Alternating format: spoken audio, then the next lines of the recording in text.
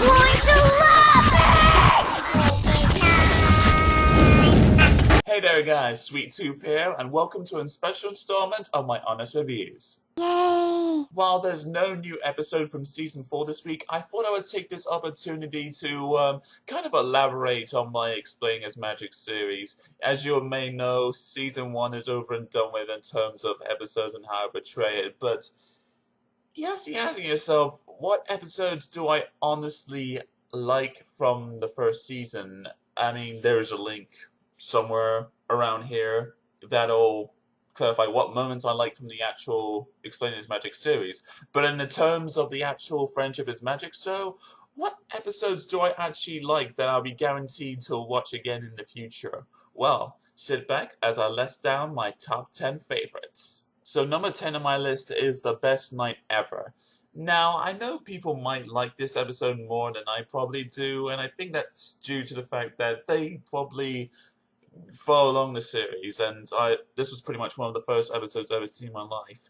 But in terms of how it's portrayed, it's not bad.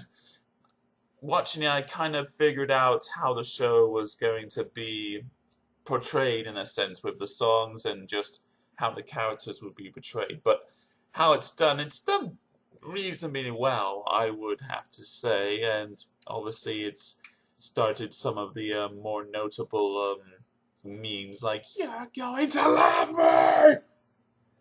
And all around, I think it's a decent finale to the first season, and just all around, good episode, really. Number 9 is A Dog and Pony Show. I think, really, while this episode is fine, just mixing with Rarity what she can do, and obviously giving Spike a little screen time of his own, I think really what makes this episode, what makes it so, is obviously the Diamond Dogs. Now, hearing about them beforehand, I thought that it's going to be like how this original character was in the original show. I think it was called Spike the Rock, Crunch the Rock Dog, that's what I mean.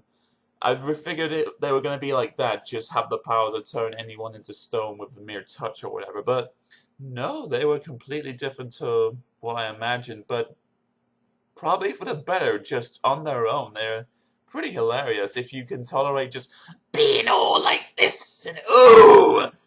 You'll tolerate it fine, I know I do, and it helps that Scott Menino is the leader of these dogs, so yeah, pretty fun episode, Dog and Pony Show. And number 8 is Bridle Gossip. I hope I'm saying that right again. But just this whole racial thing going on with what they can do with that. Just, oh no, the ponies are afraid of a zebra just because she's different. That's been done before. This has been done since before we were born, guys, really. But how it's done, it's interesting enough. It gives Apple Bloom her own sense of mobility before the Cutie Crusaders are formed, and just what they can get away when the main 6 are cursed, hexed, whatever.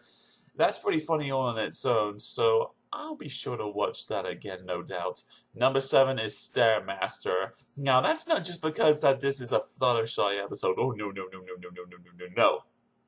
Well, yes, but I think there's a few more things in there that help it out on its own. For example, I know it's just like another version of the sleepover episode they had earlier on in the season, but just what they can get away with Fluttershy mixed in with the Cutie Mark Crusaders, I would say that would be how kids would act, and if you're as timid as Fluttershy is, if you don't have that strong will to control kids, then you'll know what it's like. And the quote-unquote villain here, the cockadoodle, the cockatree, I'm never gonna get that right. But that's what reminded me of Crunch the Rock Dog, just turning anyone to stone, but oh well, it's a different adaptation, what can you do? Just building that up, even though it's kind of silly, it's just like, oh, even though it's in the Everfree Forest anyway, it's like, ooh, never mind. And of course, the stair has gotten so many people amped up, and you better like Fluttershy for that, man. I liked her either way. Best pony, but man, you better respect the Fluttershy, or you get the stare. So that's Stairmaster. Number 6 is Owl's Well That Ends Well. Now, this was one of the bigger surprises of Season 1 for me.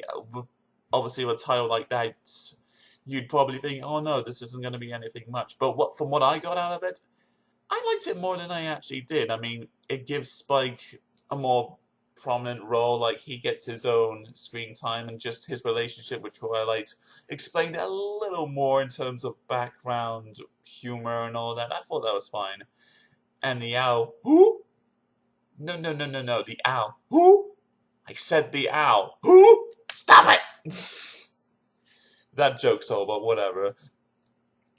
Really, just what you expect from a My Little Pony episode, except Spike has the lead. So, yeah, just whatever thing they put in this episode, it really took me by surprise. And while obviously it's not the ultimate favorite episode of mine, but it is one of my favorites. And if Friendship is Magic can do that with a title as silly as Owl's Well that ends well, then it's definitely done its job.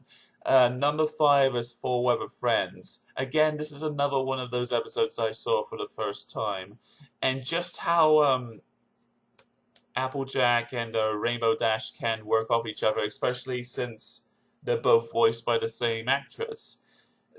You gotta wonder how that was done, and emotionally, it's not like it's the same actress for both characters. They are two genuine characters that have their faults for whatever reason. It's sort of like Look Before You Sleep. Why were Applejack and Rarity fighting with each other? I guess Applejack is just known for starting fights. Who knows? But, yeah, just what they can get away in terms of the sports and the race and what have you. This is a very adrenaline episode when you think about it. Just what they can get away with. And it does sort of remind you of wacky race-type cartoons, like Wacky Races and even The Great Race itself. Sort of reminds me along that, except in pony form, I guess. But either way, I enjoyed myself with that particular episode. Number 4 is Party of One. Everything you love about Pinkie Pie, in my opinion, is in this episode, even though, if you know another Pinkie-related episode might be on this list, but for this one, it shows every side of her in terms of her hyperactive nature. She can be happy for her friends. She could be mad that they're not being honest with her. And when she's trying to figure stuff out and thinks that she's got to figure out, she can be sad. So anyway, it's a very character-driven episode. Like, if you mess with her, you know what's going to happen, and you should be thankful that Pinkie is always hyper as she is. Otherwise, you get Party of One. But either way, I pretty much like this one. Watching it the second time around for the Explaining His Magic, I realized, I think I actually like this one. So that's all fine. Number 3 is the series premiere Friendship is Magic, both parts. Obviously, I can't have this list without mentioning the first 2 episodes, obviously. So I'm sure everyone has mentioned why they think this episode should be on a list like this, and how it introduces the characters and the forms. So I think that's one reason why it's on the list here.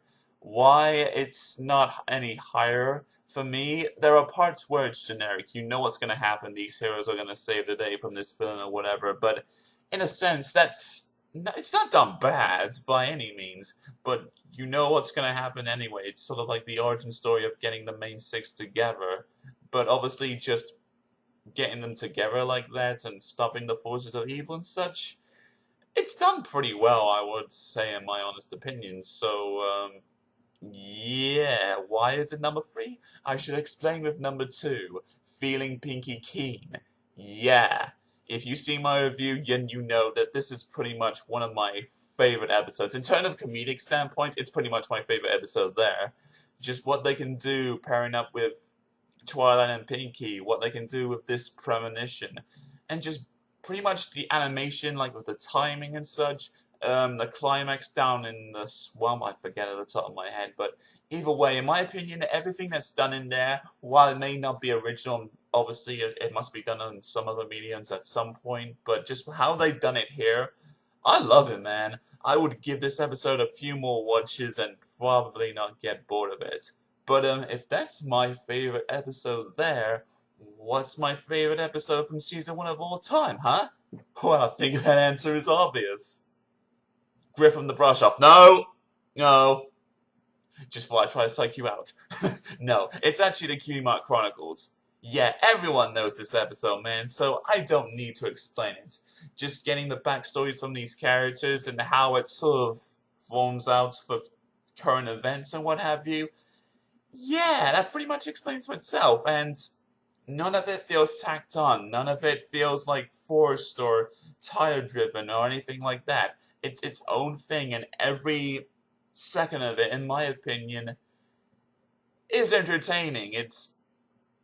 no words can describe it, man. It's probably everyone's favorite episode for a reason, man. If not just from the season, just from this actual show in general.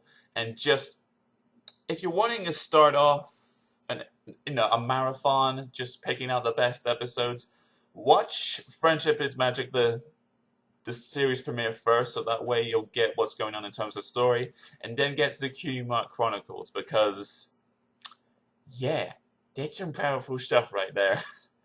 So, yeah, those are my 10 personal favorite episodes from My Little Pony Friendship is Magic Season 1. If you have any favorite episodes that you want to list that I've mentioned, or anything that I failed to mention for obvious reasons, then please comment in, because I would like to know. I would like to know if anyone does like Griffon the Brush Off. I hope I'm not the only one on this. But, yeah, guys, we've got us a new episode next week entitled... Trade ya!